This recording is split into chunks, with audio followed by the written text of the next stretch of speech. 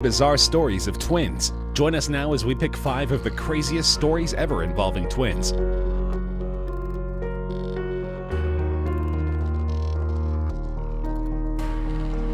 You mostly hear about the special links and bonds that are commonly associated with twins, rumored telepathy to the empathetic ties between them. Edith Casas would come to marry her twin's ex-husband and convicted murderer Victor Cingolani just short of a year into his 13-year sentence. Friends and family protested the wedding, going so far as having the judge order Edith to get full psychological testing before the ceremony could happen. Doctors found no signs of mental dysfunction. Singleness sister and brother-in-law would stand witness the marriage on Valentine's Day 2013. Edith's family disowns her, claiming she is guilty of a terrible betrayal, and Johanna is with God and Edith is with the devil.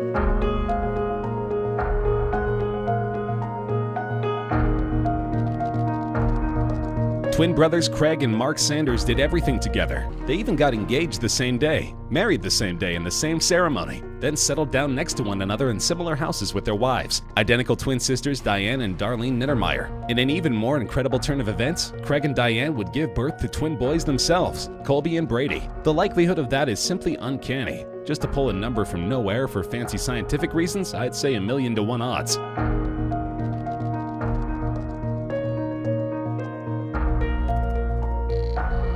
Two Swedish twin sisters, separated and living with their families cross seas of one another, Ursula and Sabina Eriksson. Twins having no family or personal history of mental illness had lived normal, happy lives. Then one day, Ursula made a trip from her home in the United States to visit her sister in Ireland. The aftermath caught everyone by surprise.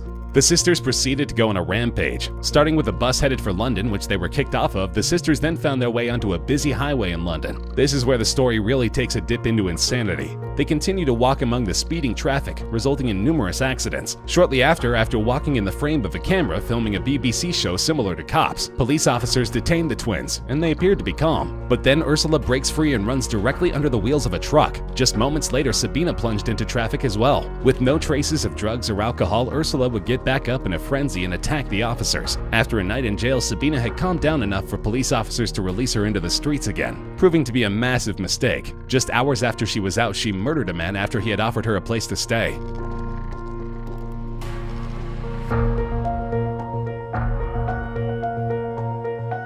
Twin sisters June and Jennifer Gibbons, dubbed the Silent Twins, gained notoriety in the 80s after carrying out a 2-woman crime spree at age 18, resulting in both sisters officially being declared psychotic. The name the Silent Twins was given to them due to their refusal to speak to anyone but their immediate families. Suffering from speech impairment, the twins developed a type of secret language they used to communicate. The girls were frequently bullied, which resulted in their further ostracizing after being committed to England's Broodmore Hospital, where they lived for 11 years after they were diagnosed with schizophrenia. The sisters had an intense love-hate relationship, which would lead them to make a one-sided death pact, claiming one of us must die so the other can live a normal life. Jennifer admitted herself, "I'm going to die. We've decided." And in 1993, at age 29, she died on her sister's shoulder from a sudden, unexplained inflammation of the heart muscle.